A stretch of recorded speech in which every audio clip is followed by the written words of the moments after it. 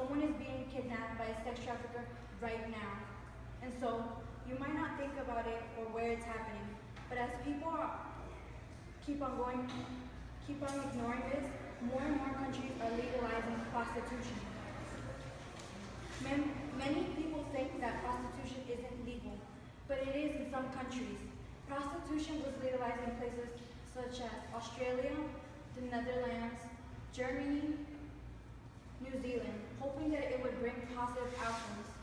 Some people argue that legalizing prostitution will reduce the number of women who are sold into sex slavery. The truth is, according to the University of Rhode Island Professor Donna Hughes, the demand for victims of sex trafficking increases when men can legally buy sex. For example, 10 to 15 years ago in Czech Republic, the sex industry was very rare, but now, according to a study by Czech Ministry of Interior, there are over 860 brothels. When men would visit this particular destination, they would describe it as a stag party, a spot for beer and sex.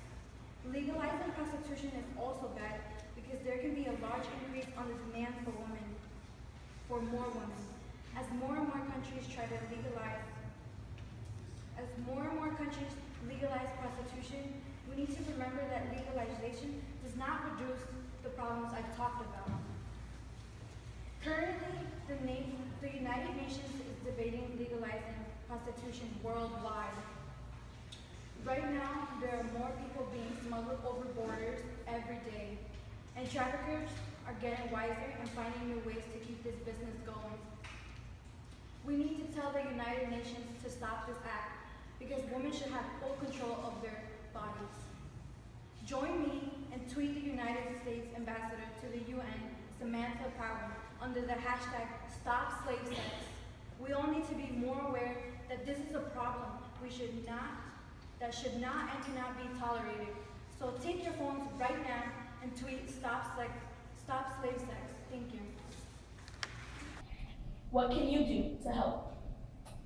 The first step is to understand that you have slaves working for you. By looking at Made in a Free World's new tool, which tries to help companies keep track of whether their products are being touched by human slavery. I tried this out to see if I had slaves working for me. I have 71 slaves making the things I wear and producing the food I eat.